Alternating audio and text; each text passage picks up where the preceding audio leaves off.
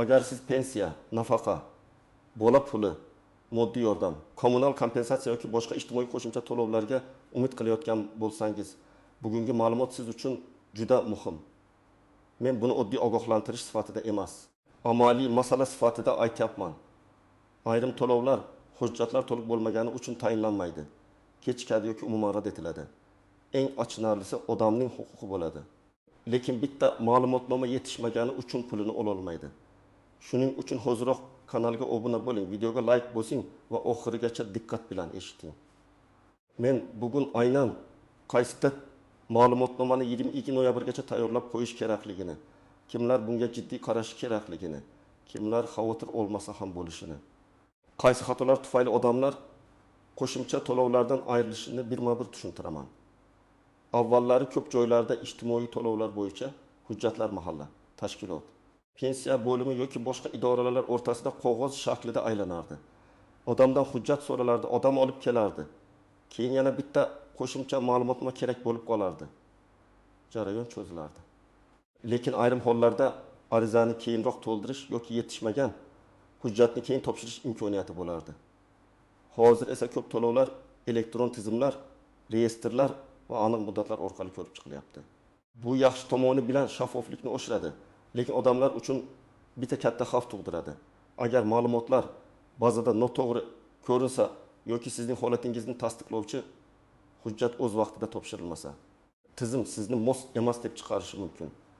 Ya'ni siz haqiqatda ehtiyojmand bo'lishingiz, farzandingiz bo'lishi, nogironlik holati bo'lishi, daromadingiz past bo'lishi mumkin. Lekin hujjatda bu ko'rinmasa, to'lov tayinlanmaydi. 22 noyabr sanasi shu sababli muhim. Ko'p oilalar yil oxirigacha qo'shimcha to'lovlar, qayta hisob kitobilar, kompensatsiyalar yoki navbatdagi davr uchun tayinlovlar bo'yicha hujjatlarni aynan shu muddatgacha tartibga solib qo'yish kerak. Men har doim shuni aytaman. Ijtimoiy to'lovlarda eng katta xato pul yo'qligida emas, hujjatni vaqtida tayyorlamaslikda bo'ladi. Eng birinchi va eng muhim hujjat bu daromad haqida ma'lumotnoma.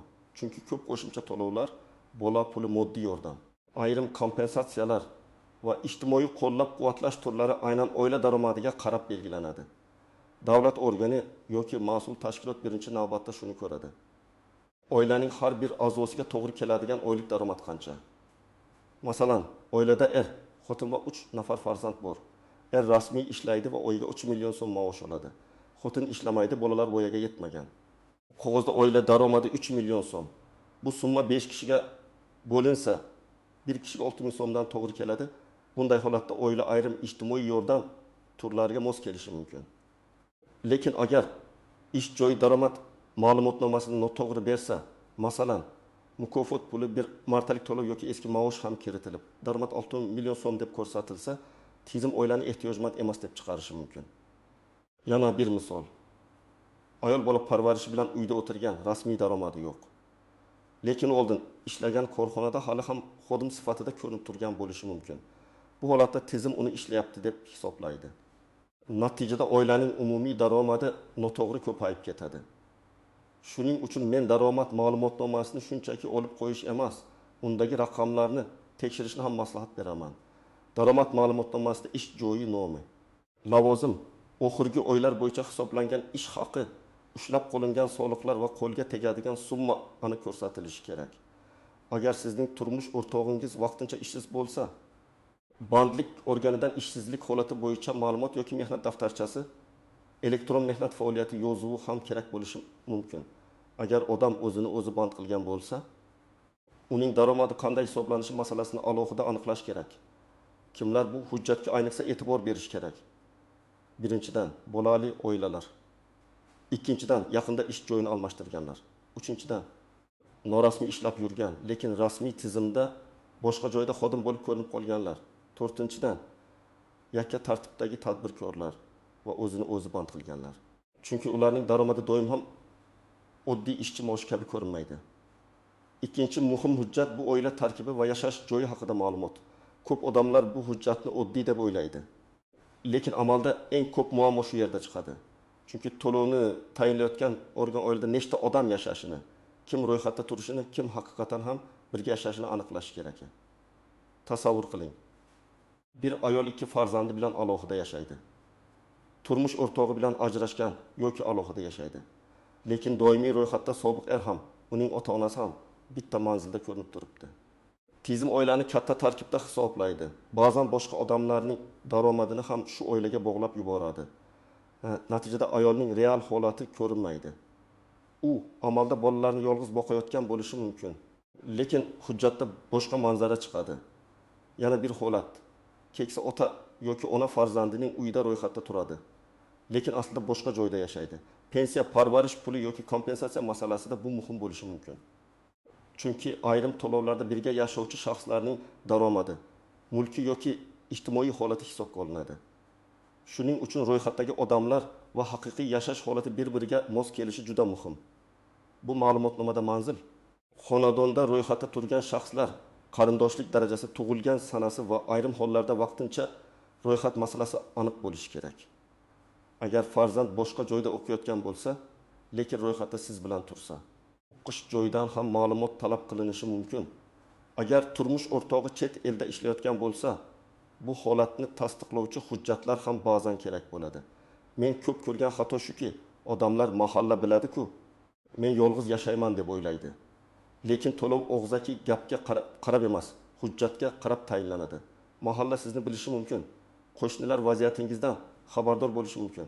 Lekin tizimga rasmiy ma'lumot kerak. Shu sababli oila tarkibi va yashash joyi bo'yicha ma'lumotni 22 noyabrgacha tekshirib, notaqori ro'yxat bo'lsa, tartibga keltirish zarur. Uchinchi hujjat bu sizning ijtimoiy maqomingizni tasdiqlovchi ma'lumotnoma. Bu hamma uchun bir xil bo'lmaydi. Kimdir nogironligi borligini tasdiqlaydi. Kimdir boquvchisini yo'qotganini, kimdir yolg'iz ona yoki yolg'iz ota holatini, kimdir pensioner ekanini, kimdir talaba farzandi borligini, kimdir kam ta'minlangan oila sifatida hisobda turishini tasdiqlaydi. Nega bu muhim? Chunki ayrim qo'shimcha to'lovlar faqat umumiy daromadga qarab emas, aynan ijtimoiy maqomga qarab beriladi. Masalan, nogironligi bo'lgan farzandni parvarish qilayotgan oila uchun alohida yengilliklar yoki kompensatsiyalar bo'lishi mumkin. Boquvchisini yo'qotgan bolalar uchun boshqa tartib ishlaydi. Yolg'iz ota yoki yolg'iz ona bo'lgan shaxs ayrim holatlarda qo'shimcha yordamga da'vo qilishi mumkin. Real misol keltiraman. Bir oilada eng yoshli bola nogironligi bo'yicha hisobda turadi. Onasi unga qaraydi va doimiy ishlay olmaydi. Oilaning daromadi past. Lekin nogironlik bo'yicha tibbiy ijtimoiy ekspertiza hujjati muddati tugagan yangilashga bo'rilmagan. Ona baribir hamma biladi. Bolamning ahvoli o'zgarmagan deb o'ylaydi. Ammo tizim uchun muddat o'tgan hujjat kuchga ega emas. Natijada parvarish bilan bog'liq ayrim to'lovlar yoki ustamalar to'xtab qolishi mumkin. Yana bir misol. Talaba farzandi bor oila qo'shimcha yordamga murojaat qilmoqchi.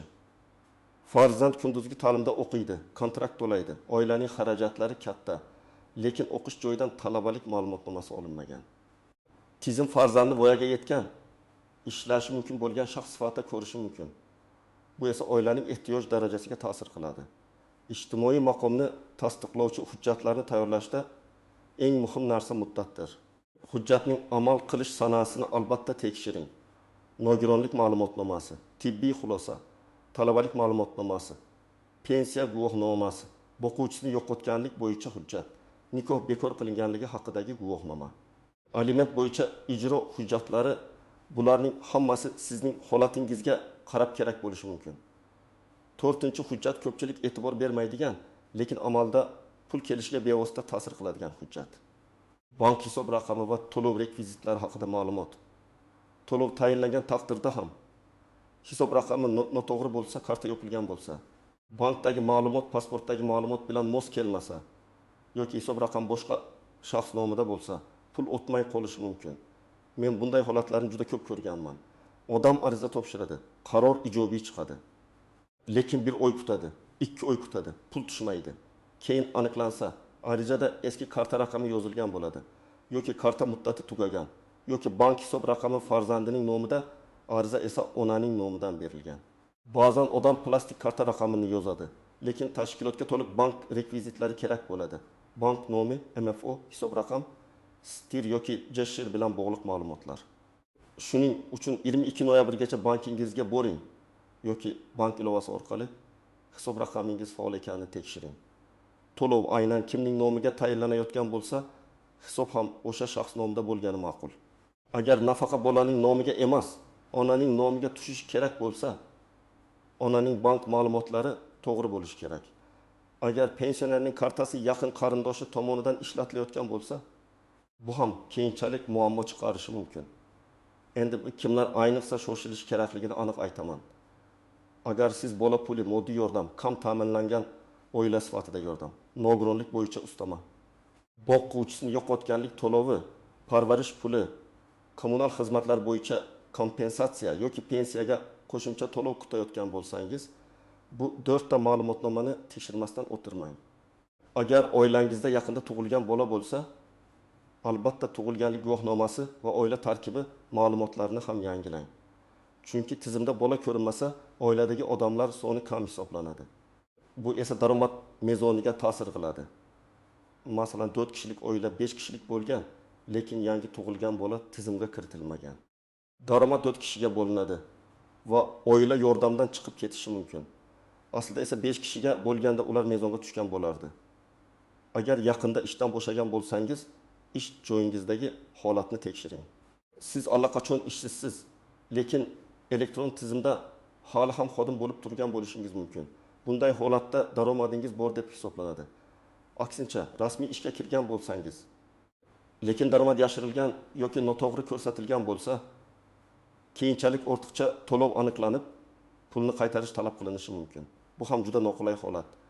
Agar oilangizda ajrashish, aliment, vasiylik, homiylik, ko'chib o'tish, vaqtincha ro'yxatga turish kabi o'zgarishlar bo'lgan bo'lsa, siz ham hujjatlarni tekshirishingiz kerak.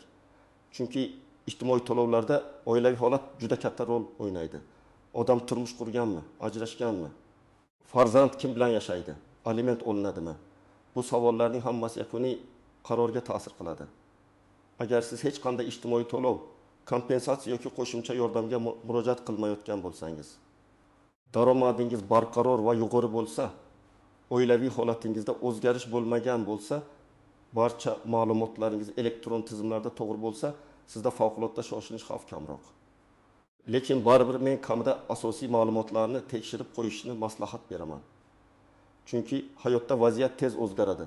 Bugun kerak emasdek ko'ringan hujjat ertaga zarur bo'lib qolishi mumkin. Masalan, odam hozir yaxshi ishlaydi. Yordamga muhtoj emas, lekin oilada kasallik, ishdan bo'shash, farzand tug'ilishi yoki boshqa xarajat paydo bo'ladi. Shunda davlat yordamiga murojaat qilmoqchi bo'ladi. Agar hujjatlar oldindan tartibda bo'lsa, jarayon tezroq ketadi. Agar hammasini oxirgi kuni yig'ishga tushsa, bitta idora yopiq, ikkinchisidan navbat, uchinchisidan ma'lumot bazada chiqmaydi. Natijada muddat o'tib ketadi. Birinchi nozik jihat. Har bir to'lov turi uchun hujjatlar ro'yxati bir xil emas. Men aytgan 4 ta ma'lumotnoma asosiy va eng ko'p uchraydigan hujjatlar. Lekin ayrim holatlarda qo'shimcha hujjatlar so'ralishi mumkin. Masalan, vasiylik bo'lsa, vasiy tayinlanganligi haqidagi qaror kerak. Aliment undirilmayotgan bo'lsa, ijro byurosidan ma'lumot kerak. Chet elda ishlayotgan oila a'zosi bo'lsa, uning daromadi yoki yo'qligi bo'yicha tushuntirish talab qilinishi mumkin.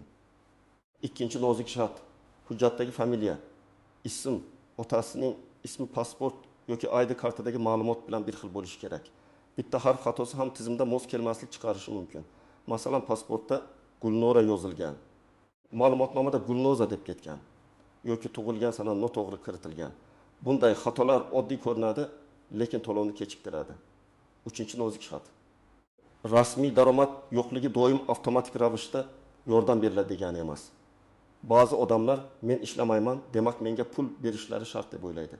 Aslida vakolatli organ oilaning umumiy holatini ko'radi. Boshqa a'zolar daromadi, mol-mulk, transport vositasi, tadbirkorlik faoliyati, bankdagi ayrim ma'lumotlar va yashash sharoiti hisobga olinishi mumkin. Shuning uchun hujjatlarda real vaziyat to'g'ri aks etishi kerak. 4-chi nozik jihat. Eski ma'lumotnomaga ishonib qolmang. Ayrim ma'lumotnomalar 2 oy, ayrimlari 3 oy, ayrimlari ma'lum sana oralig'ida amal qiladi. Sizda o'tgan yilgi hujjat bo'lsa, u hozirgi murojaat uchun yaroqsiz bo'lishi mumkin. Ayniqsa talabalik daromad, yashash joyi va bank rekvizitlari bo'yicha yangi ma'lumot olish yaxshiroq. 5-chi nozik jihat. Ariza topshirilgan sana juda muhim. Ba'zi to'lovlar hujjat topshirilgan oydan boshlab hisoblanadi. Ba'zilari keyingi oydan, ba'zilari esa faqat belgilangan muddat ichida murojaat qilinganda qayta hisoblanadi. Agar siz 22 noyabrgacha ulgurmasangiz, dekabr yoki keyingi davr uchun pulni yo'qotishingiz mumkin. Bu hamma uchun bir xil bo'lmasligi mumkin. Lekin xavf shunda. Endi nima qilish kerakligini aniq aytaman. Birinchi qadam, oilangizdagi barcha shaxslarning hujjatlarini bir joyga yig'ing. Pasport yoki ID karta, tug'ilganlik guvohnomalari, nikoh yoki ajrashish guvohnomasi, pensiya yoki nogironlik hujjatlari, talabalik ma'lumotnomasi. Ish joyi bo'yicha ma'lumotlar, bank rekvizitlari. Bularni alohida papkaga solib qo'ying. Ikkinchi qadam, ish joyidan daromad ma'lumotnomasini oling. Agar siz ishlamasangiz, bandlik holatingizni aniqlang. Agar turmush o'rtog'ingiz ishlasa, uning daromadi bo'yicha ham hujjat kerak bo'lishi mumkin. Agar yakka tartibdagi tadbirkor bo'lsangiz yoki o'zini o'zi band qilgan bo'lsangiz, soliq organi yoki tegishli elektron xizmat orqali daromad holatini tekshiring. Uchinchi qadam, mahalla yoki tegishli davlat xizmatlari orqali oila tarkibi va yashash joyi ma'lumotlarini tekshiring. Ro'yxatda ortiqcha odam bormi? Kimdir chiqib ketganmi? Yangi tug'ilgan bola kiritilganmi? Ajrashgan turmush o'rtog'i hali ham bir manzilda ko'rinyaptimi? Bularni aniqlang. Agar xato bo'lsa, tuzatish uchun darhol murojaat qiling. To'rtinchi qadam, ijtimoiy maqomingizni tasdiqlovchi hujjatlarni yangilang. Nogironlik bo'lsa, muddati o'tmaganini tekshiring. Talaba farzand bo'lsa, o'qish joyidan yangi ma'lumotnoma oling. Boquvchisini yo'qotganlik bo'yicha to'lov bo'lsa, tegishli qaror va guvohnomalar tayyor bo'lsin. Aliment masalasi bo'lsa, sud qarori yoki ijro hujjatlarini ko'rib chiqing. 5-qadam, bank hisob raqamingizni tekshiring. Karta faolmi? Hisob sizning nomingizdami? Arizada yozilgan raqam to'g'rimi? Bank rekvizitlari to'liqmi? Bularni aniqlang. Kerak bo'lsa, bankdan rasmiy ma'lumotnoma oling. Men ayniqsa katta yoshdagi pensionerlar va nafaqa oluvchilarga buni alohida tavsiya qilaman. Chunki eski kartalar va muddati tugagan hisoblar ko'p uchraydi. 6-qadam, ariza topshirishda keyin olib kelaman degan fikr bilan yurmaslik kerak. Hujjatlarni imkon qadar to'liq topshiring. Agar mas'ul xodim qo'shimcha hujjat so'rasa, qaysi hujjat, qaysi sanagacha, qayerdan olinishi kerakligini yozib oling. Og'zaki eshitib ketmang, chunki keyin adashib qolish oson. Ariza topshirganingiz haqida tasdiq yoki ro'yxat raqamini ham saqlab qo'ying. 7-qadam, arizangiz holatini kuzatib boring. Ko'p odamlar hujjat topshiradi va kutib o'tiradi. Aslida esa 3-5 kun yoki belgilangan muddatdan keyin holatini so'rash kerak. Rad javobi bo'lsa, sababini yozma yoki aniq shaklda bilib oling. Sizga chiqmaydi degan umumiy gap yetarli emas. Nega chiqmaydi? Qaysi mezon bo'yicha? Qaysi hujjat yetishmadi? Qaysi ma'lumot mos kelmadi? Mana shu savollarni berish kerak. Demak, 2 noyabrgacha eng avvalo 4 ta asosiy ma'lumotni tartibga soling. Daromad haqida ma'lumot, oila tarkibi va yashash joyi haqida ma'lumot. Ijtimoiy maqomni tasdiqlovchi hujjat, bank hisob raqami va to'lov rekvizitlari. Bu hujjatlar oddiy qog'ozdek ko'rinishi mumkin, lekin aynan ular sizning qo'shimcha to'lov olishingiz yoki ola olmasligingizga ta'sir qiladi. Men ekspert sifatida shuni aniq aytaman. Ijtimoiy to'lovlarda eng kuchli himoya bu hujjatlarning tartibli bo'lishi. Sizning haqingiz bo'lsa, uni talab qilishdan uyalmang. Lekin talab qilish uchun dalil, ma'lumotnoma va to'g'ri rasmiylashtirilgan ariza bo'lishi kerak. Bugun tekshirib qo'ysangiz, ertaga pulingiz kechikmaydi, rad javobi bilan asabingiz buzilmaydi va oilangiz uchun kerakli yordamni vaqtida olasiz. Sizda shu mavzu bo'yicha savol bo'lsa, izohlarda yozib qoldiring. Qaysi to'lovga murojaat qilmoqchisiz? Qaysi hujjatni so'rashyapti? Qayerda muammo bo'lyapti? Videoga like bosing, kanalga obuna bo'ling va bu ma'lumotni yaqinlaringizga ham yuboring. Chunki bitta hujjat vaqtida tayyor bo'lsa, butun oilaning qo'shimcha to'lovi saqlanib qolishi mumkin.